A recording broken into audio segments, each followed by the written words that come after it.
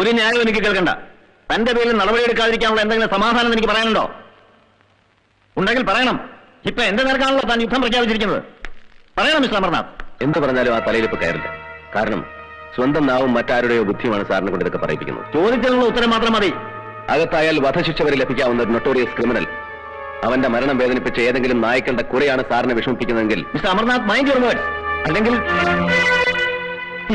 എന്റെ പദവി, അഭിമാനം, കുടുംബത്തിന്റെ സൽപ്പേര് ഇതെല്ലാമാണ് നിങ്ങൾ പങ്കാടുന്നത്.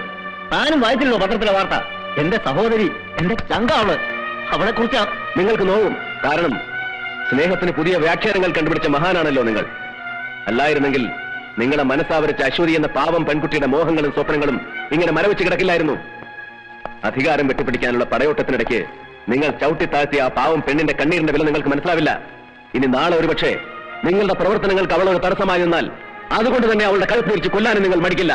ബിക്കോസ് യു ആർ എ ഫാനാറ്റിക്, ഒരു വർഗീയവാദി.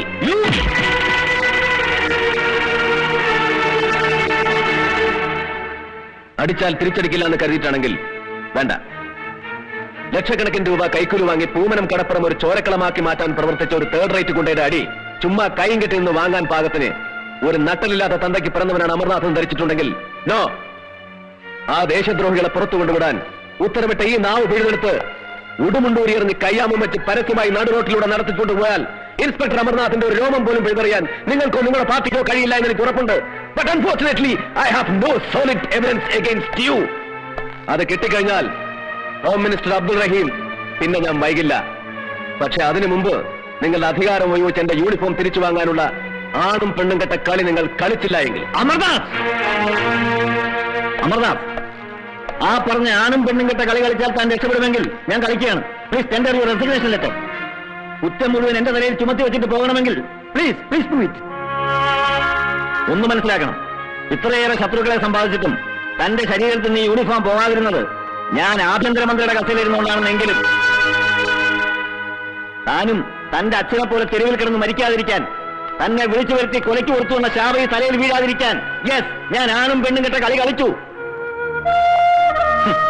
അധികാരം വെട്ടിപ്പിടിക്കാനുള്ള പടയോട്ടത്തിൽ ചവിട്ടിത്തള്ളി ഒരു പെണ്ണിന്റെ കണ്ണീരിന്റെ വില എനിക്കറിയില്ല താൻ പറഞ്ഞില്ലേ? തനിക്കറിയോ, അശ്വതി മേനോൻ എന്ന ഹിന്ദു യുവതിയെ പരസ്യമായി താലികെട്ടാൻ ക്ഷണക്കത്ത് വരെ കൊടുത്തവനാ ഞാൻ. പക്ഷെ തടഞ്ഞു താനീ പറയുന്ന വർഗീയവാദികളും രാഷ്ട്രീയ പ്രഭുക്കന്മാരും. കതിർമണ്ഡപത്തിലേക്ക് കാലുകുത്താൻ കാത്തിരുന്ന അവളുടെ മുന്നിൽ വിവാഹത്തിൽ പ്രതിഷേധിച്ച് ആത്മഹത്യ ചെയ്ത് അച്ഛന്റെ ശവശരീരം കുളിപ്പിച്ച് കിടത്തിയപ്പോൾ തകർന്നത് 2 ജീവിതങ്ങളാ. പിന്നെന്താ താൻ പറഞ്ഞത്? ലക്ഷക്കണക്കിന് രൂപ കൈക്കൂലി വാങ്ങി പൂമനം കടപ്പുറം ചോരക്കളമാക്കാൻ ശ്രമിച്ച തേർഡ് റേറ്റ് ഗുണ്ട. ആ തേർഡ് റേറ്റ് ഗുണ്ട GK കൃഷ്ണനെയും ഖാദർ സാഹിബിനെയും അറസ്റ്റ് ചെയ്ത ദിവസം അനുഭവിച്ച നെഞ്ചരിച്ചിൽ താണെന്ന് അറിയണം. 24 മണിക്കൂറിനുള്ളിൽ അവരെ മോചിപ്പിച്ചില്ലെങ്കിൽ ആദ്യം തെറിക്കുന്ന തല തന്റേതായിരിക്കുമെന്ന് വിശ്വസിക്കാവുന്ന കേന്ദ്രങ്ങളിൽ നിന്ന് എനിക്ക് റിപ്പോർട്ട് കിട്ടി. തന്നെക്കുറിച്ച് ആലോചിച്ചപ്പോൾ ഒരു നിമിഷം ഞാൻ മന്ത്രി അല്ലാതായടോ, വെറും മനുഷ്യനായിപ്പോയി.